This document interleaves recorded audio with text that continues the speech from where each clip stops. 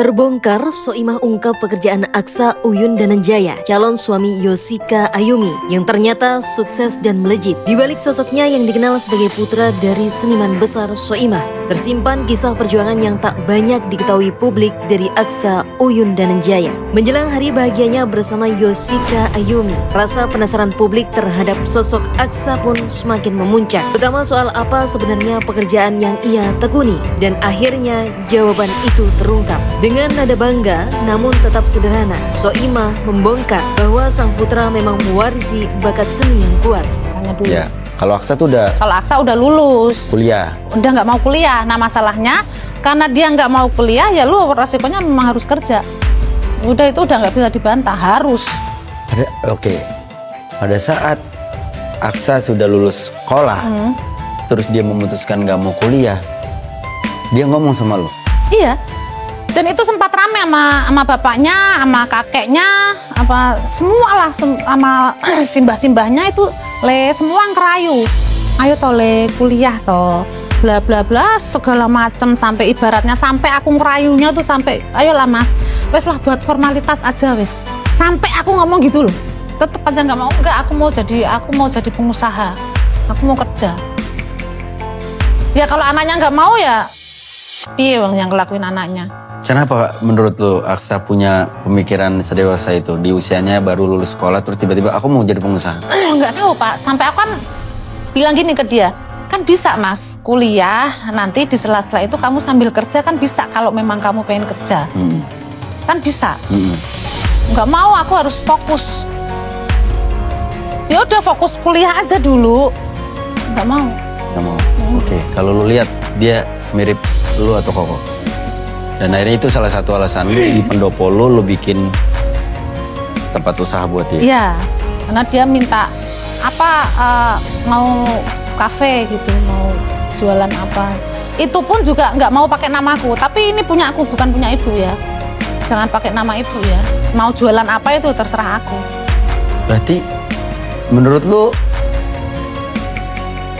apakah Aksa terbebani dengan nama besar lu? Ya pasti ada kan aku sering semenjak dia dewasa ini kan aku sering ngobrol kan sama dia.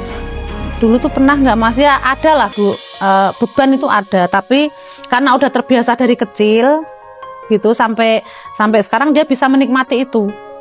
Jadi dia tidak mau, dia tuh pengen sukses, dia tuh pengen jadi pengusaha, tapi tidak mau ada embel-embel. Nggak mau dibawa-bawa yang bayang lo. Sampai ibaratnya aku sampai gini, udah kamu nyanyi aja mas. Aku tuh suka mak, kalau dia lihat dia nyanyi tuh aku suka. Bodilengnya, gayanya tuh asik banget. Vokalnya nyanyi nge-rap asik banget Pak. Mas, kamu nyanyi pasti keren dan pasti banyak teman-teman yang mau buatin lagu apa segala macam. Aku di belakang panggung aja, pokoknya nyanyi aku buat seneng-seneng. Kayak gitulah, tapi tetap aku pengusaha.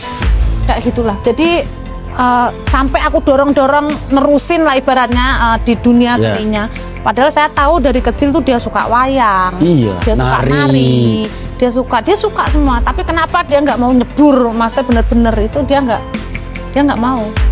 Jadi ya wes akhirnya ya apa yang dia mau aku support. Terus aku bilang, wes dia nggak usah munafik. Anak-anak muda itu kan sekarang kan gengsinya kan gitu, nggak mau ada embel-embel orang tua, ini apa orang tua, nggak usah sok-sok ngono. Bagaimanapun tetap ada embel-embel orang tua. Maksudnya lu nggak bisa di usia segini tuh terus lepas dari orang tua tuh nggak bisa.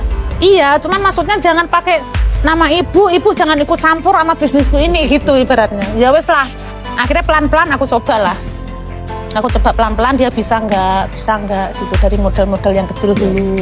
Darah seni itu mengalir deras, tumbuh sejak kecil dalam lingkungan yang penuh budaya dan kreativitas. Namun menariknya, Aksa memilih jalan yang berbeda. Alih-alih mengikuti jejak sang ibu di dunia hiburan, ia justru membangun jalannya sendiri, menapaki dunia usaha dengan penuh keseriusan dan kemandirian. Diketahui Aksa Uyun Dananjaya kini fokus sebagai seorang pengusaha yang mengelola sebuah pendopo di Yogyakarta. Bukan sekedar tempat biasa, pendopo tersebut menjadi ruang hidup bagi seni, budaya, dan berbagai kegiatan yang syarat makna yang membuat publik semakin kagum. Aksa menjalani semuanya tanpa bergantung pada nama besar sang ibu. Tak ada embel-embel popularitas, tak ada bayang-bayang ketenaran. Ia memilih membangun dari bawah dengan kerja keras, konsistensi, dan identitasnya sendiri. Perjalanan itulah yang akhirnya membentuk dirinya menjadi sosok pengusaha muda yang sukses dan diperhitungkan, khususnya di Yogyakarta. Kesuksesan yang ia raih bukan datang secara instan, melainkan hasil dari proses panjang yang penuh pembelajaran. Dan di balik semua itu,